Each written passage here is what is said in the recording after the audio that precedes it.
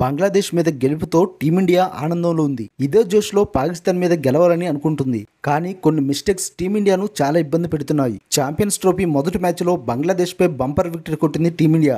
6 వికెట్ల తేడాతో ఆ జట్టును చిత్తు చేసిన రోహిత్ సేన తదుపరి చిరకాల ప్రత్యర్థి పాకిస్తాన్ తో ఫైట్ కు సిద్ధమవుతుంది.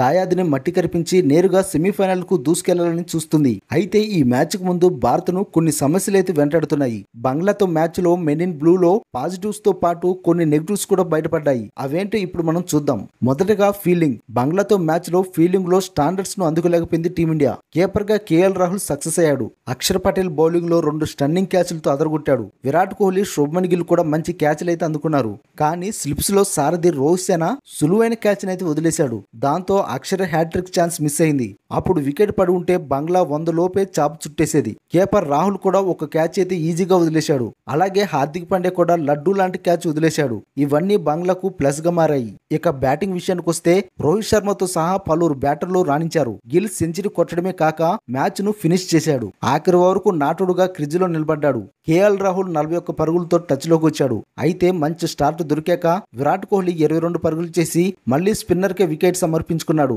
ఇక శ్రేయస్ అయ్యర్ కూడా 15 పరుగులు చేసి తక్కువ స్కోర్ కే వెనుదిరిగాడు. మ్యాచ్ ముగిస్తాడనుకున్న అక్షర్ పటేల్ కూడా 8 పరుగులు చేసి బాధ్యతను నిర్వర్తించలేకపోయాడు. బంగ్లాను 228 పరుగులకు కట్టడి చేసింది భారత్. తక్కువ స్కోర్ కే ఆల్అౌట్ చేయడం మంచి విషయమే. కానీ ఓ దశలో 35 పరుగులకి 5 వికెట్లు కోల్పోయింది బంగ్లా. ఆ టీంను 100 లోపు చుట్టేస్తే బాగుండేది. కానీ బౌలర్లు ఆ పని చేయలేకపోయారు. ప్యాలవ్ ఫీల్డింగ్ వాళ్లకు శాపంగా మారింది. మామూలుగా 11 నుంచి 40 ఓవర్ల మధ్య ఎక్కువ వికెట్లు తీస్తూ వన్డేల్లో ఆధిపత్యం చెలాయిస్తుంది టీమిండియా. అలాంటి బంగ్లాతో పోరులో ఒక ఓవర్లో కనీసం 1 వికెట్ కూడా తీయలేకపోయింది. ఇలా బ్యాటింగ్, ఫీల్డింగ్, బౌలింగ్ లో ఉన్న తప్పులను రోహిత్ సేన సరిదిద్దుకోవాలి. ఒకవేళ కాస్త తేడా వచ్చినా, పిచ్ కండిషన్స్ మనకు నెగిటివ్ గా మారినా పాక్ తో తదుపరి ఫైట్ లో రిజల్ట్ తారుమారయ్యే ప్రమాదం ఉందని ఎక్స్పర్ట్స్ అయితే హెచ్చరిస్తున్నారు. ఇవే మిస్టేక్స్ రిపీట్ అయితే కప్పు కష్టమని వార్నింగ్ ఇస్తున్నారు.